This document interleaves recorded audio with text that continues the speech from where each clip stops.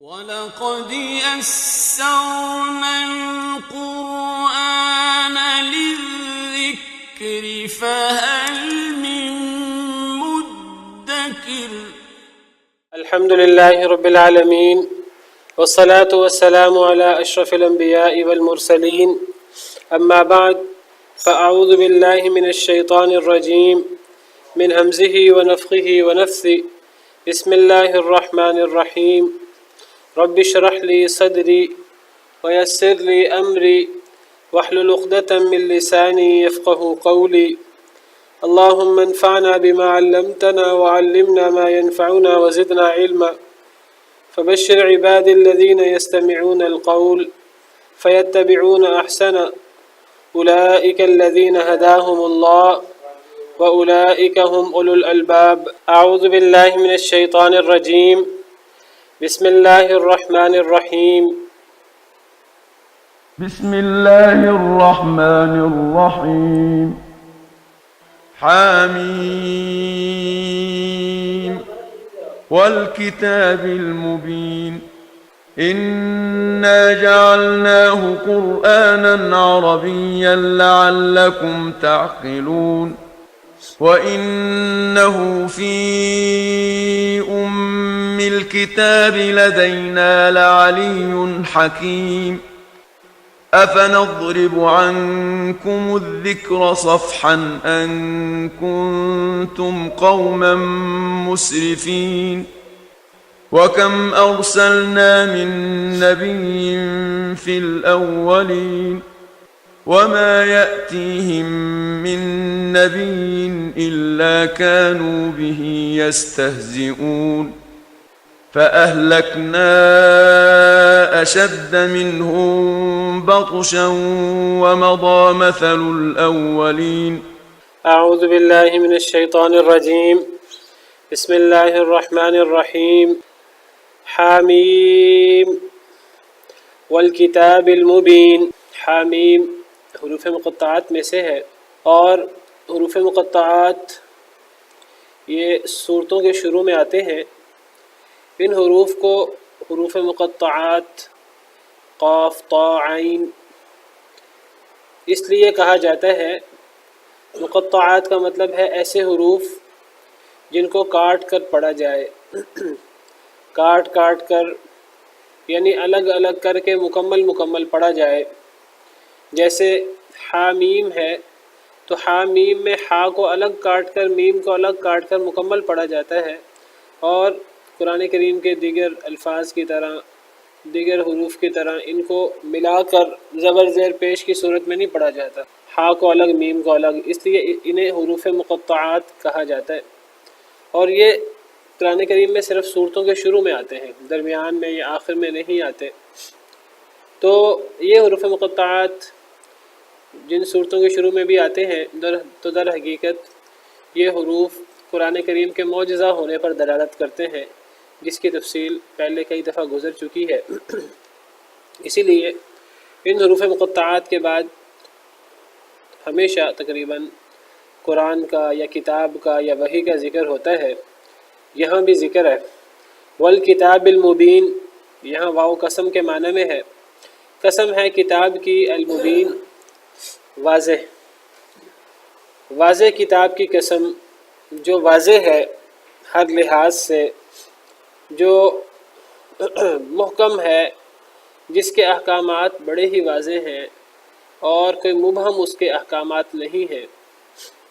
اگرچہ قرآن کریم میں بعض بہت کم ایسی آیات ہیں جو متشابہ بھی ہیں، اللہ نے آزمائش کے لیے وہ متشابہ رکھی، اور اللہ تعالیٰ دیکھنا چاہتے ہیں کہ اگر کسی کو ان آیات کا مکمل معنی سمجھ میں نہ بھی آئے، جیسے یہ حروف مقطعات ہی ہیں، اگر کسی کو ان کا معنی سمجھ میں نہ آئے تو سمجھ میں نہ آنے کے باوجود بھی وہ ان پر ایمان رکھتا ہے کہ نہیں رکھتا، جتنا ان کا معنی واضح ہے اتنا ایمان رکھتا ہے کہ نہیں رکھتا۔ کیونکہ قرآن کریم کے محکم آیتیں ہوں یا متشابہ آیتیں ہوں تو ہمیں ایمان تو ہر ایک پہ لانا ہے، دونوں اللہ کی طرف سے ہیں۔ باقی متشابہ میں جتنا معنی واضح ہے اتنا ہم نے ایمان رکھنا ہے، اور محکم آیات تو وہ تو پوری طرح واضح ہوتی ہیں، ان کی پوری تفصیل موجود ہوتی ہے ان پر ایمان بھی لانا ہوتا ہے، ان پر ان کے مقتضا کے مطابق عمل بھی کرنا ہوتا ہے۔ تو قسم ہے کتاب مبین کی، واضح کتاب کی، یا مبین سے مراد ایسی کتاب جو واضح کرنے والی ہے، مبین واضح کرنے والی، قسم ہے کتاب کی جو واضح کرنے والی ہے۔ کسے واضح کرنے والی ہے؟ اللہ نے ذکر نہیں کیا کہ قرآن یا یہ کتاب کس چیز کو واضح کرتی ہے، مبہم چھوڑ دیا ہے۔ مبہم چھوڑنے کے اندر یہ بتانا مقصود ہے کہ ہر چیز کو واضح کرتی ہے، صرف احکامات کو واضح نہیں کرتی، صرف توحید کو واضح نہیں کرتی، صرف مخصوص کچھ چیزوں کو واضح نہیں کرتی، صرف دین کے احکامات واضح نہیں کرتی، یہ ہماری دین، دنیا، آخرت، ہر چیز کو واضح کرتی ہے یہ کتاب۔ تو قسم ہے اس کتاب کی جو واضح ہے بھی اور جو واضح کرنے والی ہے ہر مسئلے کو، ہر چیز کو، جس کتاب کے اندر ہر مسئلے کا حل موجود ہے۔ کیوں ہر مسئلے کا حل موجود ہے؟ کیونکہ یہ اس اللہ رب العالمین کا مبارک کلام ہے کہ جو اللہ رب العالمین ہر چیز کا خالق ہے۔ جتنے مسئلے بھی دنیا میں پیش آ سکتے ہیں، آئے ہیں یا آج کل موجود ہیں یا آئندہ آنے والے ہیں، ان تمام مسئلوں کا حل، بیان، تشریح، وضاحت قرآن کریم میں موجود ہے۔ قرآن کریم اپنی تشریح، اپنے بیان سمیت، یعنی حدیث مبارکہ سمیت، اس میں ہر مسئلے کا حل موجود ہے، ہر شے کا کافی و شافی بیان موجود ہے۔ جیسے کہ اللہ تعالیٰ فرماتے ہیں قرآن کریم کے دیگر آیات میں، ما فرطنا فی الکتاب من شیء، ہم نے کتاب میں کوئی کمی نہیں چھوڑی۔ سورہ انعام آیت نمبر 38، اللہ تعالیٰ فرماتے ہیں ما فرطنا فی الکتاب من شیء، ہم نے کتاب میں کوئی کمی نہیں چھوڑی، کسی شے کے بیان میں، کسی شے کی وضاحت میں کوئی کمی نہیں چھوڑی۔ یعنی کوئی مسئلہ بھی آئے گا دین کا، دنیا کا، ہر مسئلے کا حل صراحت کے ساتھ یا اشاروں کے ساتھ کتاب میں موجود ہوگا۔ کتاب سے مراد میں واضح کر چکا ہوں، قرآن کریم بما اپنی تشریح کے حدیث مبارکہ کے ساتھ، یعنی دین میں گویا کہ ہر مسئلے کا حل موجود ہے۔ کوئی ایسا مسئلہ نہیں ہے جس کا حل دین میں صراحت کے ساتھ یا اشارے کے ساتھ موجود نہ ہو۔ وہ تو اب قرآن میں غوطہ زن ہونے والوں کا کام ہے، تدبر کرنے والوں کا کام ہے، علماء کرام کا کام ہے کہ وہ قرآن کریم میں، احادیث مبارکہ میں تدبر کر کے، غور کر کے ان مسائل کا حل تلاش کریں۔ ایک اور آیت کریمہ میں اللہ تعالیٰ فرماتے ہیں وَنَزَّلْنَا عَلَيْكَ الْكِتَابَ تِبْيَانًا لِكُلِّ شَيْءٍ، سورہ نحل آیت نمبر 89۔ اللہ تعالیٰ فرماتے ہیں وَنَزَّلْنَا عَلَيْكَ الْكِتَابَ تِبْيَانًا لِكُلِّ شَيْءٍ، ہم نے نازل کی آپ پر کتاب جس میں ہر شے کا بیان ہے، ہر شے کی وضاحت ہے۔ تو اسی معنی میں ہے والکتاب المبین، قسم ہے اس کتاب کی جو واضح کرنے والی ہے۔ کس کو؟ اللہ نے بتایا ہی نہیں کس چیز کو واضح کرنے والی ہے، مبہم چھوڑ دیا یہ بتانے کے لیے کہ ہر شے کو واضح کرتی ہے۔ دین کے معاملات، آخرت کے معاملات، دنیا کے معاملات، ہر تمام معاملات۔ تو بندہ سوال کر سکتا ہے کہ قرآن کریم تو 1500 سال پہلے اترا، جس طرح بعض لوگ اعتراض کر بھی دیتے ہیں، غیر مسلم بھی کر دیتے ہیں، اور مسلمان بھی، اللہ معاف کرے جہالت کی وجہ سے بعض مسلمان بھی اس قسم کا سوال کر دیتے ہیں کہ یہ 1500 سال پہلے کتاب اتری تو اس وقت کوئی ترقی نہیں تھی، تو یہ اب 21ویں صدی اور پھر اب مزید ترقی ہو رہی ہے، مزید نت نئی ایجادات ہو رہی ہیں، نت نئے ہمارے سامنے جو ہیں وہ چیزیں واضح ہو رہی ہیں، تو اب نئے سے نئے مسئلے پیدا ہو رہے ہیں، تو 1500 سال پرانی اترنے والی کتاب ہی نت نئے مسائل کا حل کیسے کرے گی؟ اس کا جواب بڑا واضح ہے کہ یہ کلام ہے اللہ رب العالمین کا، اور یہ معجزہ ہے، اور یہ زندہ معجزہ ہے، معجزہ خالدہ ہے، قیامت تک کے لیے ہے۔ جس اللہ نے اس قرآن کو نازل فرمایا ہے، اس اللہ کو جتنے مسئلے آتے ہیں، جتنی ایجادات ہوتی ہیں نت نئی، اللہ کو نہیں پتہ تھا کہ یہ مسئلے آئیں گے؟ اللہ کو تو پتہ تھا، لازماً پتہ تھا کیونکہ اللہ تعالیٰ عالم الغیب والشہادہ ہیں، اللہ تعالیٰ ماضی، حال، مستقبل کی ساری اللہ کی مخلوق ہیں۔ اللہ کو پتہ ہے کہ اگر آج سے 500 سال بعد کی بھی زندگی موجود ہے تو 500 سال بعد یا قیامت تک کیا کیا مسئلے پیش آ سکتے ہیں، اللہ کو پہلے پتہ ہے۔ تو جب اللہ کو پہلے پتہ ہے اور یہ اللہ کا مبارک کلام ہے یہ تو اس میں بعد میں آنے والے مسائل کا حل کیوں نہیں ہو سکتا؟ بالکل ہو سکتا ہے، بالکل عقلی اور منطقی اور لاجیکل بات ہے۔ تو کتاب کی قسم جس میں جو بیان کرنے والی ہے ہر شے کو، ہر مسئلے کا حل موجود ہے، واضح کتاب ہے۔ میں نے واضح کیا 2-3 مرتبہ کہ یہاں کتاب سے مراد صرف قرآن نہیں ہے۔ بعض لوگ غلطی کرتے ہوئے قرآن کریم میں جہاں بھی لفظ کتاب یا قرآن آتا ہے اس سے مراد صرف قرآن یا کتاب لے لیتے ہیں، یہ معنی صحیح نہیں ہے۔ کیونکہ اگر ہم یہ کہیں کہ کتاب یا قرآن صرف یہ ہر مسئلے کو واضح کرتا ہے تو بہت سے ایسے موٹے موٹے مسئلے ہیں ہمارے دین کے، بڑے بنیادی مسئلے ہیں جو صرف قرآن کریم سے حل نہیں ہوتے، بلکہ ان کے حل کے لیے نبی کریم صلی اللہ علیہ وسلم کی ارشادات کی، آپ کی تشریحات کی ضرورت ہوتی ہے۔ اور قرآن کریم ہماری اس طرف رہنمائی کرتا ہے کہ اللہ تعالیٰ نے پیارے نبی صلی اللہ علیہ وسلم کو قرآن کریم کے بیان کے لیے، قرآن کریم کی تشریح کے لیے مبعوث فرمایا تھا۔ جس طرح سورۃ النحل میں آیت نمبر 44 ہے، اللہ تعالیٰ فرماتے ہیں وَأَنزَلْنَا إِلَيْكَ الذِّكْرَ لِتُبَيِّنَ لِلنَّاسِ مَا نُزِّلَ إِلَيْهِمْ، اے پیارے نبی صلی اللہ علیہ وسلم، ہم نے آپ پر ذکر نازل کیا، یہ قرآن، یہ کتاب نازل کی، لِتُبَيِّنَ لِلنَّاسِ مَا نُزِّلَ إِلَيْهِمْ، تاکہ آپ بیان کر دیں لوگوں کے لیے جو ان پر نازل کیا گیا ہے، وَلَعَلَّهُمْ يَتَفَكَّرُونَ، اور تاکہ وہ اس میں غور و فکر کر سکیں۔ تو پتہ لگا کہ نبی کریم صلی اللہ علیہ وسلم کا یہ فرض منصبی تھا کہ نبی کریم صلی اللہ علیہ وسلم قرآن کریم میں اگر کوئی چیز مبہم ہو، سمجھ نہ آئے صحابہ کرام کو، تو نبی کریم صلی اللہ علیہ وسلم صحابہ کرام کو وہ چیزیں واضح کر سکیں۔ اور نبی کریم صلی اللہ علیہ وسلم وہ چیزیں کیسے واضح کرتے تھے؟ وہ اللہ کی وحی کی روشنی میں۔ نبی کریم صلی اللہ علیہ وسلم بھی اپنی طرف سے قرآن کی تشریح نہیں کرتے تھے، بلکہ اللہ کی ایک وحی قرآن کی صورت میں ہے، اللہ کی ایک وحی خفی حدیث مبارکہ کی صورت میں ہے۔ تو نبی کریم صلی اللہ علیہ وسلم اللہ کی جو وحی جلی ہے قرآن کی صورت میں، اس کی تشریح وحی خفی یعنی حدیث مبارکہ سے کرتے تھے، اور وہ بھی اللہ کی طرف سے ہوتی تھی۔ گویا کہ قرآن کی تشریح نبی کریم صلی اللہ علیہ وسلم نے اللہ کی وحی کے ذریعے کی، اور یہ بات بھی قرآن میں موجود ہے۔ کیونکہ قرآن کریم میں ایک جگہ پر اللہ رب العالمین ارشاد فرماتے ہیں کہ قرآن کریم کی جو مشکل چیزیں ہیں ان کی وضاحت بھی اللہ کی ذمہ داری ہے۔ سورہ قیامہ میں اللہ تعالیٰ فرماتے ہیں،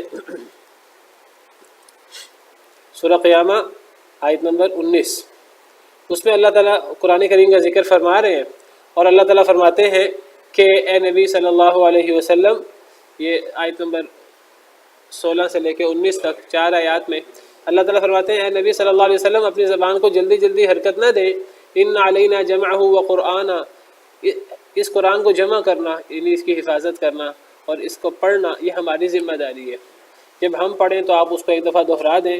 ثم ان علینا بیانہ، یہ آیت نمبر 19 خاص طور پر اللہ فرماتے ہیں پھر اس قرآن کے بیان کی ذمہ داری بھی ہماری ہے۔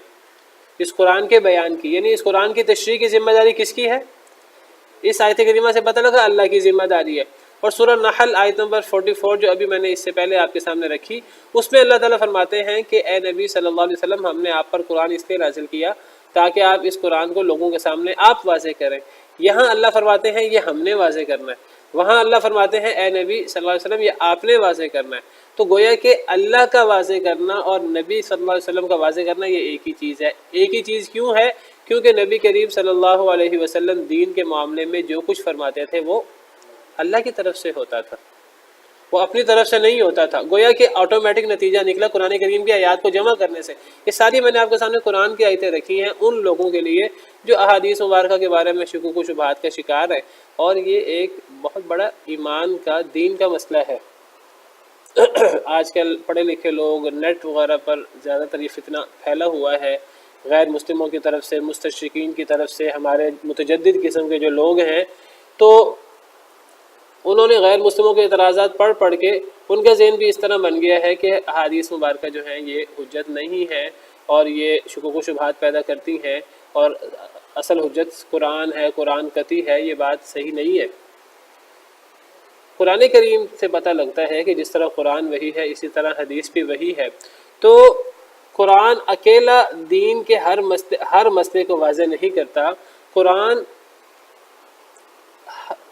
ہر مسئلے کو، وہ دین کا ہو، دنیا کا ہو، جو بھی مسئلہ ہو، اس کی وضاحت کرتا ہے قرآن حدیث مبارکہ کے ساتھ مل کر۔ کیونکہ کسی بھی کلام کی سب سے بہتر تفسیر متکلم خود کرتا ہے۔ اگر میں کوئی جملہ بولوں، میرا جملہ وہ اس کے کئی معنی ہو سکتے ہیں، تو میں نے کون سا معنی مراد لیا ہے یہ آپ نہیں بتا سکتے، یہ سب سے بہتر میں بتا سکتا ہوں۔ یہ تو ایک انسان کے کلام کی بات ہے، تو اللہ رب العالمین کے کلام کی سب سے بہتر تشریح اللہ رب العالمین خود فرمائیں گے۔ تو اللہ کے کلام کی تشریح اللہ کریں گے۔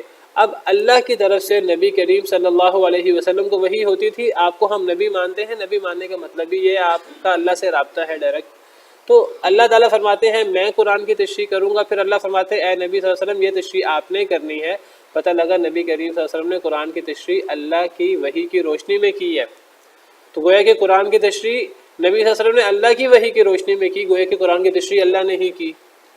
بہت سی قرآن کی ایسی آیتیں ہیں جن کا معنی حدیث کے بغیر سمجھنا ممکن نہیں ہے، جس طرح قرآن کریم کی آیت ہے الذین آمنوا ولم یلبسوا ایمانہم بظلم اولئک لہم الامن وہم مہتدون، جو لوگ ایمان لائے اور انہوں نے اپنے ایمان کو ظلم کے ساتھ خلط ملط نہیں کیا، یہ لوگ قیامت کے دن امن میں ہوں گے، ہدایت یافتہ ہوں گے۔ اب ظلم سے مراد تو کوئی بھی گناہ، کوئی بھی غلطی ہو سکتی ہے۔ اگر یہاں بھی ہم ظلم سے مراد یہی عام معنی لیں، جس طرح صحابہ کرام نے بھی شروع میں یہی سمجھا اور شدید پریشان ہو گئے، کہنے لگے کہ اے اللہ کے نبی صلی اللہ علیہ وسلم، قرآن کی اس آیت کا تقاضا یہ ہے کہ ایمان کے ساتھ اگر ظلم کی کوئی بھی صورت آ گئی تو پھر بندہ امن میں نہیں ہوگا، ہدایت یافتہ نہیں ہوگا۔ ہدایت یافتہ تو صرف وہی ہے جو ایمان کے ساتھ ظلم نہ کرے۔ تو کہ عرض کرنے لگے صحابہ، ان سے بڑھ کر عربی کون جانتا تھا؟ انہوں نے پڑھا قرآن کی اس آیت کو، سمجھ نہیں آئی یہ آیت، تو انہوں نے پوچھا نبی صلی اللہ علیہ وسلم سے کہ ہم میں سے کون ہے جو ظلم نہیں کرتا؟ ہر بندے سے کسی نہ کسی حوالے سے ظلم ہو جاتا ہے، کوئی نہ کوئی غلطی ہو جاتی ہے، کوئی نہ کوئی زیادتی ہو جاتی ہے۔ حضرت آدم سے ہوئی، ہم سے کیوں نہیں ہوگی؟ انسان خطا کا پتلا ہے، تو اس کا مطلب ہے کہ پھر کوئی بھی جو ہے وہ ہدایت یافتہ نہیں ہے، کوئی بھی قیامت کے دن امن میں نہیں ہوگا۔ تو نبی صلی اللہ علیہ وسلم نے فرمایا نہیں اے میرے صحابہ، یہاں ظلم سے مراد ہر قسم کی کمی کوتاہی نہیں ہے۔ عام ظلم کا معنی یہی ہوتا ہے، یہاں ظلم سے مراد سب سے بڑا ظلم ہے کیا؟ شرک۔ اور آپ نے فرمایا کیا تم نے وہ سورہ لقمان کی آیت نہیں پڑھی؟ لقمان حکیم کا قول نہیں سنا؟ ان الشرک لظلم عظیم، قرآن میں ہی ہے یا بنی لا تشرک باللہ ان الشرک لظلم عظیم۔ آپ نے فرمایا کہ اس میں ہے کہ اے میرے بیٹے شرک نہ کرنا، شرک سب سے بڑا ظلم ہے۔ تو یہاں ظلم سے مراد سب سے بڑا ظلم شرک مراد ہے، یہاں عام ظلم مراد نہیں ہے۔ اب یہ تشریح کون کر سکتا ہے اللہ کے کلام کی؟ اللہ خود۔ اور اللہ تعالیٰ نے یہ نبی صلی اللہ علیہ وسلم کو وحی کیا، اور نبی صلی اللہ علیہ وسلم نے اللہ کی وحی کی روشنی میں بیان فرمایا کہ اس آیت کریمہ میں ظلم سے مراد یہ ہے۔ ورنہ صحابہ کرام جن سے بڑھ کر عربی زبان کا کوئی ماہر نہیں ہے، جن کی زبان، جن کے محاورے میں قرآن اترا، اگر وہ نہیں سمجھ سکتے قرآن کو وحی کے بغیر، نبی صلی اللہ علیہ وسلم کے بغیر، تو آج کا ایک اجمی شخص قرآن کو خود بخود کیسے سمجھ سکتا ہے؟ عربی کی بنا پر بھی قرآن کو سمجھنا وحی کے بغیر ناممکن ہے۔ تو قسم ہے کتاب کی جو نہایت واضح ہے اور ہر شے کو واضح کرنے والا ہے۔ قرآن اکیلا نہیں، قرآن حدیث مبارکہ سمیت۔ ورنہ قرآن اکیلا تو میں کئی دفعہ بیان کر چکا ہوں، نماز کی تفصیلات ہی قرآن بیان نہیں کرتا، زکوٰۃ کی تفصیلات اکیلا قرآن بیان نہیں کرتا، روزہ، حج اور بنیادی دین کے احکامات کی تفصیل بھی قرآن اکیلا بیان نہیں کرتا۔ قرآن تو موٹے موٹے اصول پیش کرتا ہے، ہر اصول کی تشریح عمل نبی صلی اللہ علیہ وسلم نے کر کے دکھایا۔ نبی صلی اللہ علیہ وسلم کو اسی لیے قرآن کے ساتھ مبعوث فرمایا گیا تھا۔ تو قسم ہے کتاب کی جو واضح کرنے والی ہے، یعنی ہر شے کو۔ تو پتہ لگا کہ دین ضابطہ حیات ہے، اسلام ہر مسئلے کا حل موجود ہے دین میں۔ چونکہ قرآن کی یہاں شان بیان ہوئی ہے، قرآن کی مبارک صفت بیان ہوئی ہے کہ قرآن واضح ہے، نہایت خود بھی واضح ہے اور ہر شے کو واضح بھی کرنے والا ہے، قرآن حدیث مبارکہ کے ساتھ مل کر۔ اگلی آیت کریمہ میں بھی اسی بات کو مزید وضاحت کی گئی انا جعلناہ قرآنا عربیا، بے شک ہم نے بنایا ہے اس کو عربی قرآن، عربی عرب لوگوں کے لیے قرآن اللہ نے نازل فرمایا، تو عرب لوگوں کے لیے اس کے اولین مخاطب عرب تھے، تو قرآن کو اللہ نے عربی بنایا۔ عرب لوگ قرآن کو عربی زبان میں بہترین انداز سے سمجھ سکتے تھے، تو ہم نے اس قرآن کو عربی بنایا ہے، اجمی نہیں بنایا، عربی ہے، نہایت واضح ہے، چونکہ مخاطب اولین مخاطب عرب ہے لہٰذا عربی ہے۔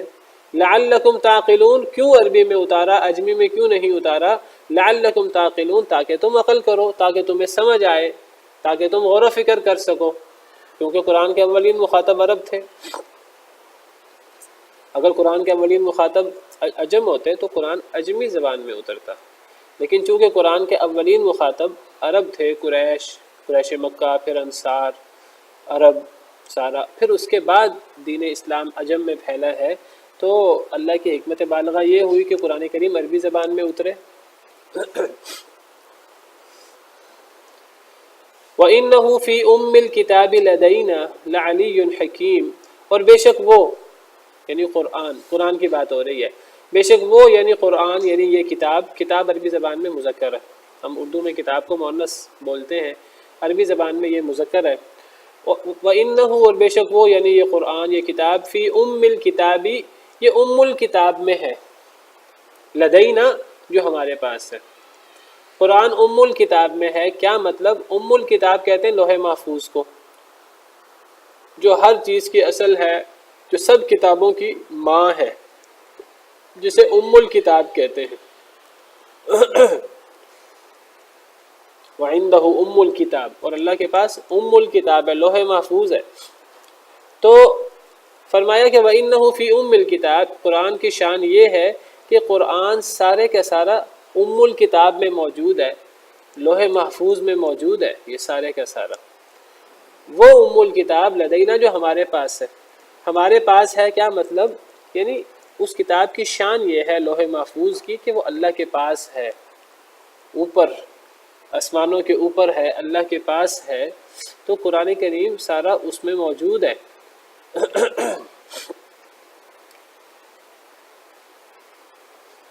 کوئی عام کتاب نہیں ہے، یہ کسی انسان نے اپنی طرف سے نہیں بنا لی، یہ آسمانوں کے اوپر سے وحی ہوئی ہے ساری کی ساری، اور یہ من وعن ام الکتاب میں موجود ہے، جس طرح اللہ تعالیٰ سورہ بروج میں فرماتے ہیں بل ہوا قرآن مجید فی لوح محفوظ، بلکہ یہ ایک بزرگی والا قرآن ہے جو لوح محفوظ میں سارے کا سارا موجود ہے۔ قرآن کریم میں تحریف بھی نہیں ہو سکتی، کیونکہ قرآن کی حفاظت کی ذمہ داری، ہمارے دین کی حفاظت کی ذمہ داری اللہ نے لی ہے۔ قرآن کریم جب اترا ہے نہایت حفاظت کے ساتھ اترا ہے۔ جب اللہ تعالیٰ قرآن کریم کو وحی کو، حدیث مبارکہ بھی شامل ہے اس میں، جب اللہ تعالیٰ اتارتے تھے تو اللہ تعالیٰ انتہائی کڑے پیرے میں اس کو اتارتے تھے، جس طرح اللہ تعالیٰ نے سورۃ الجن میں فرمایا ہے عالم الغیب فلا یظہر علی غیبہ احدا الا من ارتضی من رسول فإنہ یسلک من بین یدیہ ومن خلفہ رصدا۔ مفہوم اس سورہ جن کی ان آیات کا ہے کہ اللہ تعالیٰ عالم الغیب ہیں، اور اللہ تعالیٰ نے یہ علم غیب کا، وحی کا اپنے نبی صلی اللہ علیہ وسلم پر اتارا ہے۔ اللہ فرماتے ہیں جب اللہ نے یہ علم، یہ وحی اتاری نبی صلی اللہ علیہ وسلم پر، تو فإنہ یسلک من بین یدیہ ومن خلفہ رصدا، جب اللہ وحی اتارتے تھے تو اللہ تعالیٰ دائیں بائیں پہرے دار مقرر کر دیتے تھے، جو گھات میں بیٹھے ہوتے تھے، کوئی جن آئے، کوئی شیطان آئے تو وہ اس کو جلا کر راکھ کر دے، وہ اس کو درمیان میں کوئی دخل اندازی نہ کرنے دیں، کوئی اس کے اندر کوئی کجی نہ کرنے دیں۔ تو جب قرآن کریم اترا تو انتہائی حفاظت میں اترا، اس کو لانے والے جبریل امین ہیں جو امانت دار فرشتے ہیں، جس نبی صلی اللہ علیہ وسلم کے قلب اطہر پر نازل کیا، اس رسول کا لقب نبی بننے سے پہلے ہی صادق اور امین تھا، اور وہ بعد میں بھی رسول امین کا لقب ہے ہر نبی کا، وہ امانت دار رسول تھے، اور ان پر جو کچھ اللہ نے نازل کیا نبی صلی اللہ علیہ وسلم نے من وعن آگے پہنچا دیا، کوئی ایک چیز بھی باقی نہیں چھوڑی جس کی گواہی قرآن دیتا ہے۔ اور جب وہ قرآن کریم صحابہ کرام تک پہنچا، اس امت تک پہنچا، تو اللہ نے حفاظت کی ذمہ داری لی۔ اب اس قرآن کریم میں کوئی تحریف نہیں ہو سکتی، تو جو قرآن دنیا میں موجود ہے وہی قرآن من وعن لوح محفوظ میں موجود ہے، یہ ہمارے ایمان کا حصہ ہے۔ یہ مطلب ہے وَإِنَّهُ فِي أُمِّ الْكِتَابِ لَدَيْنَا، اور بے شک یہ قرآن ہمارے پاس ام الکتاب میں ہے، یہ اس کی شان ہے۔ لعلی، البتہ بہت بلند و بالا ہے، بہت شان والا ہے۔ علیج، علیج کا مطلب بلند، اللہ رب العالمین کی مبارک صفت بھی ہے علیج۔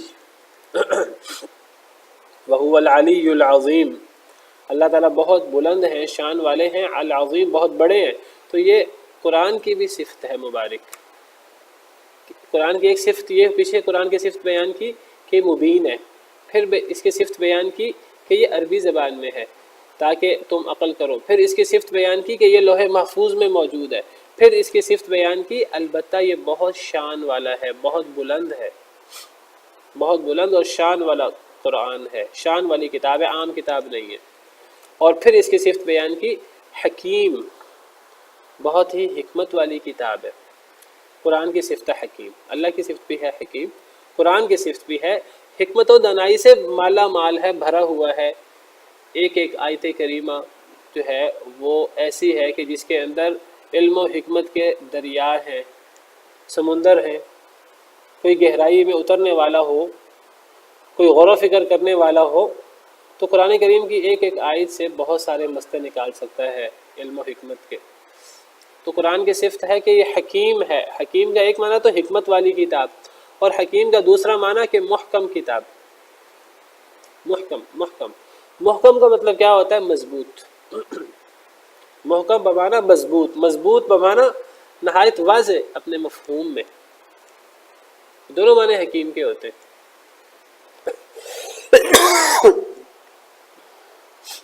قرآن کریم کی کئی جگہ پر اللہ نے صفت بیان کی ہے کہ کتاب حکیم، یہ حکمت والی کتاب ہے۔ تو حکمت والی کتاب کا معنی حکیم ہے یہ کتاب، ایک معنی تو یہ ہے کہ حکمت والی کتاب ہے، حکمت و دانائی سے بھری ہوئی ہے، اور دوسرا معنی حکیم کا محکم یعنی مضبوط، مضبوط یعنی اپنے مفہوم میں نہایت ٹھوس اور نہایت واضح، دو ٹوک اپنا مفہوم بیان کرتی ہے، حق باطل کو واضح کر دیتی ہے، کوئی اس کے اندر جو ہے وہ کوئی ہیر پھیر، کوئی کجی، کوئی اس طرح کوئی بات واضح نہ ہو، ایسی بات نہیں ہے۔ جس طرح اللہ تعالیٰ نے دوسری آیت کریمہ میں فرمایا ہے، سورہ ہود کی ابتدا ہوتی ہے کتاب احکمت آیاتہ ثم فصلت من لدن حکیم خبیر۔ سورہ ہود پہلی آیت ہے کہ یہ ایک ایسی کتاب ہے جس کی آیتیں بڑی محکم ہیں، بڑی مضبوط ہیں۔ محکم اور مضبوط سے مراد اپنے معنی کو نہایت وضاحت سے بیان کرنے والی۔ قرآن کریم توحید اور شرک میں سے توحید کو نہایت وضاحت سے بیان کرتا ہے اور شرک کا جڑ سے کلا کما کر دیتا ہے، اور نہایت واضح ہے اپنے مفہوم میں۔ ہمارے ہاں ہوتا کیا ہے کہ لوگ قرآن کریم کو خالی ذہن ہو کے پڑھتے نہیں ہیں، اس لیے ہمیں سمجھ نہیں آتا کہ ہم نے قرآن کریم کو خالی ذہن ہو کے پڑھنا نہیں ہوتا، ہم نے پہلے سے ایک ذہن بنا لینا ہوتا ہے۔ ہمارے مسلک میں تو یہ مسئلہ اس طرح ہے، ہمارے مسلک میں تو یہ ہے، ہمارے امام صاحب نے تو یہ فرمایا ہے، ہمارے مسجد کے مولوی صاحب تو یہ فرماتے ہیں، ہمارے آباء و اجداد تو یہ کرتے ہیں۔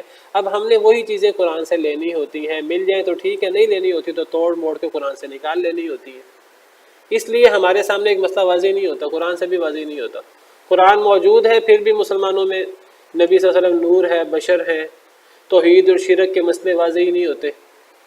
نبی صلی اللہ علیہ وسلم عالم الغیب ہیں کہ نہیں ہیں، کیا آپ حاجت روا مشکل کشا ہیں کہ نہیں، کیا اللہ کے علاوہ کوئی اولاد دیتا ہے کہ نہیں، یہ سارے مسئلے قرآن کریم، آپ قرآن کریم پڑھ رہے ہیں، قرآن کریم کیسے دو ٹوک انداز میں یہ مسئلے واضح کرتا ہے اور حل فرماتا ہے اور حق کو واضح کرتا ہے اور باطل کی بیخونی کرتا ہے، ہمیں سمجھ کیوں نہیں آتی؟ کیونکہ ہم قرآن کریم کو خالی ذہن کے پڑھتے نہیں ہیں۔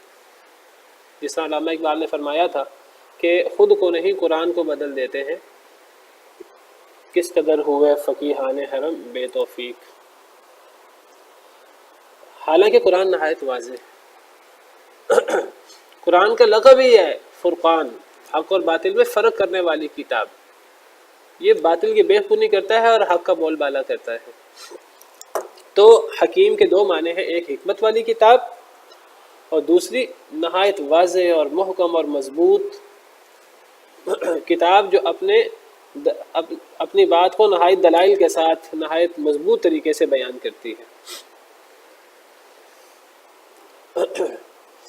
پھر فرمایا افنضرب عنکم الذکر صفحا ان کنتم قوما مسرفین، کیا ہم پھیر دیں تم سے ذکر کو، نصیحت کو، صفحا درگزر کرتے ہوئے، ان کنتم قوما مسرفین، یہ کہ تم ایک ایسی قوم ہو جو حد سے بڑھنے والی ہو۔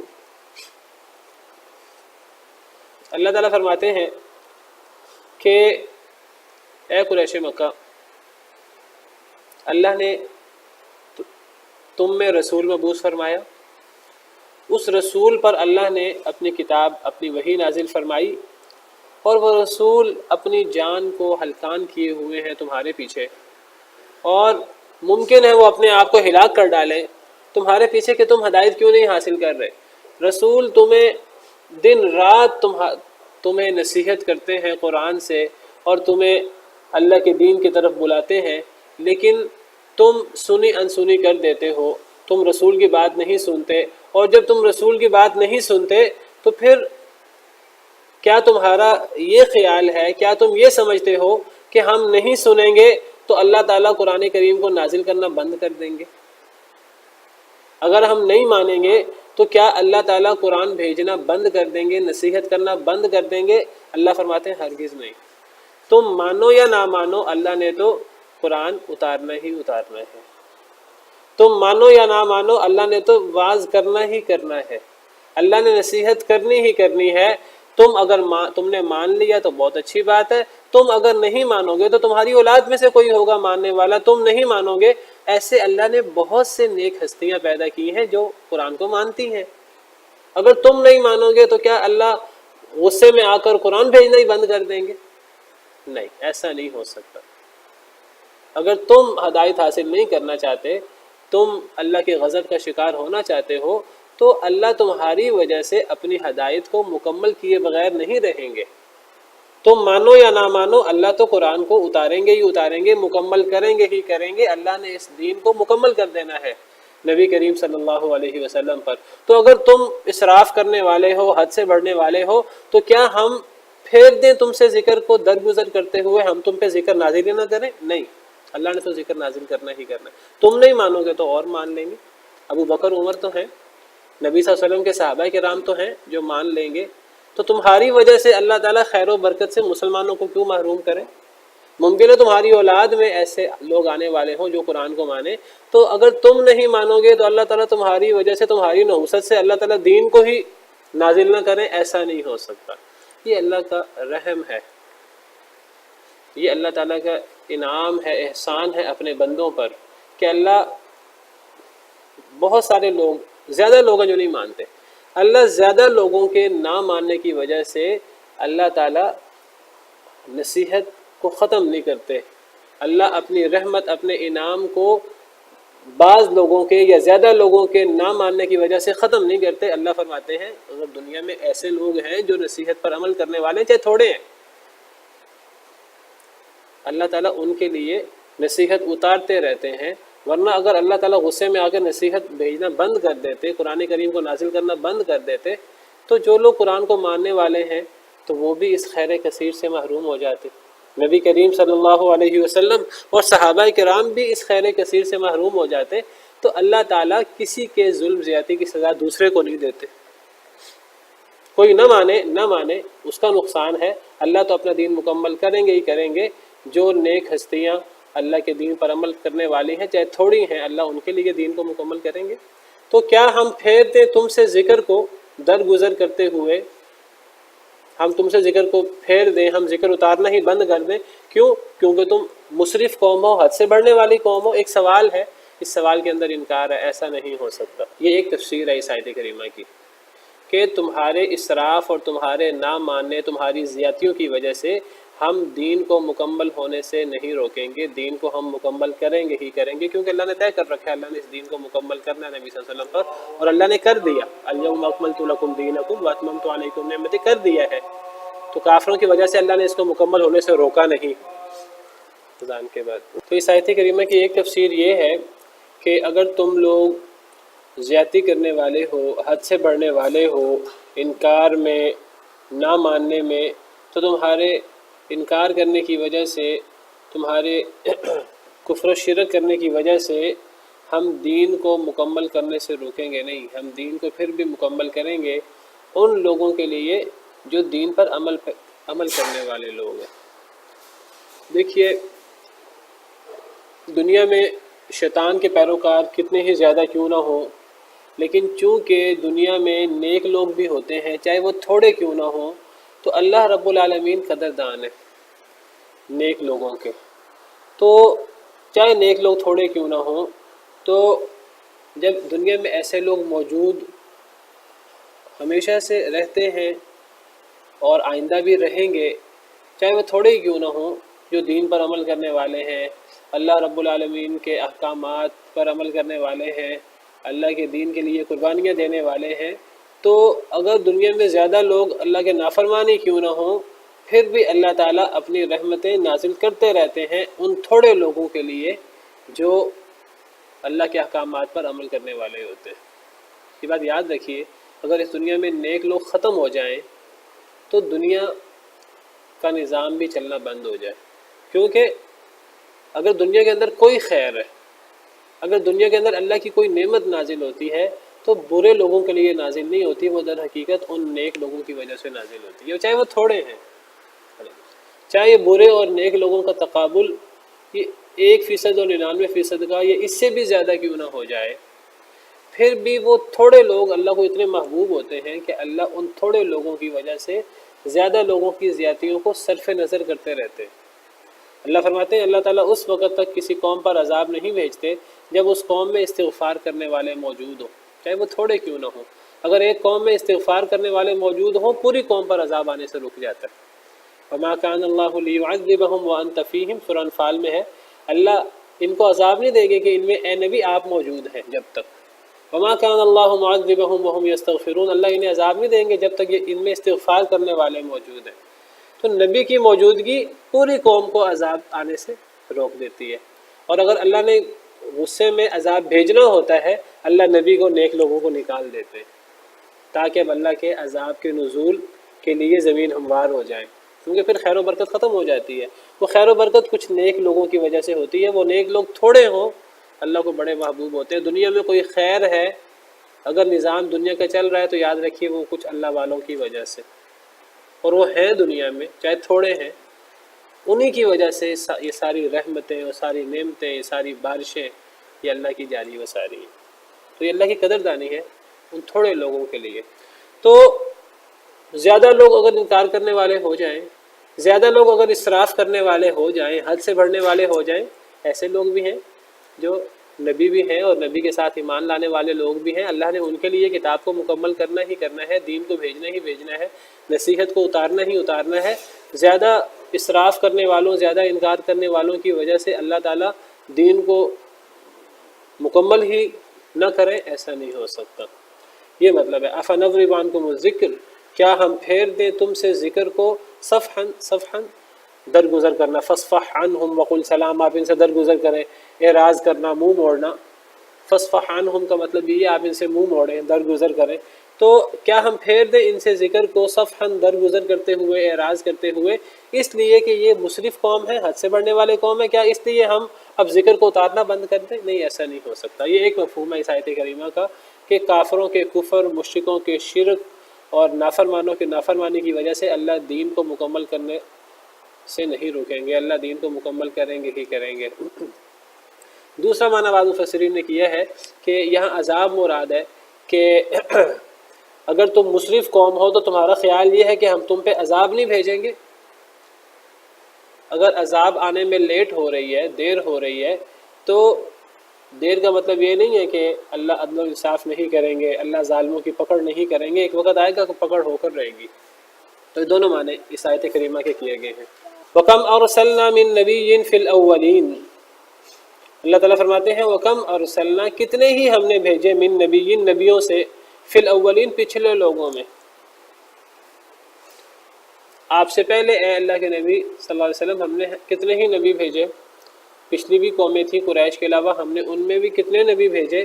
وما یأتیہم من نبی الا کانوا بہ یستہزئون، اور نہیں آیا ان کے پاس کوئی بھی نبی مگر وہ اس کا مذاق اڑاتے تھے۔ فرمایا کہ پچھلی قوموں میں بھی نبی آتے رہے اور پچھلی قوم والے بھی اپنے نبیوں کا مذاق اڑاتے رہے۔ کیا مطلب؟ اس کا تعلق آیت نمبر 5 کے ساتھ ہے، جس آیت میں اللہ فرما رہے ہیں کہ کافروں کے کفر اور مشرکوں کے شرک کی وجہ سے اللہ نصیحت کو اتارنا بند نہیں کریں گے۔ اللہ فرماتے ہیں کہ کیا پہلی دفعہ ہو رہا ہے کہ قریش مکہ جو ہے کفر اور شرک کر رہے ہیں اور اللہ کی نافرمانی بہت کر رہے ہیں؟ کیا پہلے کبھی کسی نے اللہ کی نافرمانی نہیں کی؟ اگر اللہ نے کفر اور نافرمانی کی وجہ سے اللہ نے آگے دنیا کا سلسلہ چلانا بند ہی کر دینا تھا، اللہ نے خیر و برکت کو اتارنا بند ہی کر دینا تھا، تو یہ دنیا بہت پہلے ختم ہو چکی ہوتی۔ لیکن جب اس سے پہلے بھی اللہ کی نافرمانیاں ہوتی رہی، دنیا تب ختم ہوگی جب اللہ کا فیصلہ آ جائے گا، جو اللہ نے پہلے سے طے کیا ہوا ہے۔ اللہ لوگوں کے کفر و شرک کی وجہ سے دنیا ختم نہیں کریں گے، جب تک دنیا میں نیک لوگ موجود ہیں دنیا جاری رہے گی، قائم دائم رہے گی، حتیٰ کہ اللہ کا فیصلہ آ جائے۔ ورنہ لوگوں کے ظلم کی وجہ سے، لوگوں کے کفر و شرک کی وجہ سے اللہ تعالیٰ رحمتیں بھیجنا، ذکر بھیجنا، نصیحت بھیجنا بند نہیں کریں گے۔ کیا اس سے پہلے کبھی قومیں نہیں تھیں؟ کیا اس سے پہلے کبھی نبی نہیں آئے؟ جس قوم میں بھی کوئی نبی آیا ہر قوم نے اپنے نبی کا مذاق اڑایا۔ کیا کبھی کسی نے مذاق نہیں اڑایا نبیوں کا؟ اڑایا ہے۔ جب اللہ نے تب دنیا ختم نہیں کی، اگرچہ اللہ سزائیں دیتے رہے ہیں وقتاً فوقتاً، لیکن اللہ پوری دنیا ختم نہیں کرتے رہے، دنیا کا سلسلہ چلتا رہا ہے نیک لوگوں کی وجہ سے، ابھی بھی دنیا کا سلسلہ چلتا رہے گا۔ تو لوگوں کے اسراف کی وجہ سے، لوگوں کے کفر و شرک کی وجہ سے ذکر اترنا، نصیحت اترنا بند نہیں ہوگی۔ اگر یہ بند ہونی ہوتی تو پہلے بند ہو چکی ہوتی، پہلے دنیا ختم ہو چکی ہوتی۔ اللہ فرماتے ہیں ہم نے پچھلے لوگوں میں بھی نبی بھیجے تھے، اور پچھلے لوگوں نے بھی یہی کیا جو قریش مکہ کر رہے ہیں۔ جس قوم پر بھی نبی آیا انہوں نے نبی کا مذاق اڑایا۔ اللہ نے پوری دنیا ختم نہیں کی، نصیحت بھیجنا بند نہیں کی، اللہ اس قوم کو تباہ کرتے رہے ہیں، قوم پر عذاب بھیجتے رہے ہیں، لیکن اللہ تعالیٰ اپنی نصیحت پوری اتارتے رہے ہیں۔ فَأَهْلَكْنَا أَشَدَّ مِنْهُمْ بَطْشًا، پس ہم نے ہلاک کر دیا ان لوگوں کو جو زیادہ سخت تھے ان میں سے، بطشن پکڑ کے اعتبار سے، ہم نے ہلاک کر دیا ان میں سے زیادہ سخت لوگوں کو بطشن پکڑ کے اعتبار سے۔ کیا مطلب یہ ہے کہ یہ اسراف، یہ کفر و شرک قریش میں پہلی مرتبہ نہیں ہو رہا۔ یہ قریش اور قریش پر آنے والے نبی صلی اللہ علیہ وسلم کو پہلے نبی نہیں ہے، یہ پہلی قوم نہیں ہے، پہلے بھی قومیں آتی رہیں، وہ بھی بڑی بڑی نافرمانیاں کرتی رہیں، نبیوں کا مذاق اڑاتی رہیں، ہر قوم نے اپنے نبی کا مذاق اڑایا ہے۔ پھر ہم نے کیا کیا؟ پھر ہم نے ان مذاق اڑانے والوں میں، اللہ کی نافرمانی کرنے والوں میں جو زیادہ طاقتور سمجھے جاتے تھے، جو سمجھتے تھے ہم زیادہ طاقتور ہیں، ہم زیادہ مال و دولت والے ہیں، ہم زیادہ اقتدار والے ہیں، ہمارے اعوان و انصار، ہمارے لشکر زیادہ بڑے ہیں، اللہ فرماتے ہیں ہم نے پھر ان لوگوں کو ہلاک کیا۔ پچھلی قومیں کوئی قریش سے کم طاقتور نہیں تھی، قریش سے کم مالدار نہیں تھی، ان کے پاس قریش سے کوئی کم وسائل نہیں تھے، بلکہ ہر لحاظ سے وسائل زیادہ تھے، طاقت بھی زیادہ تھی، مال و دولت بھی زیادہ تھا، ہر چیز زیادہ تھی۔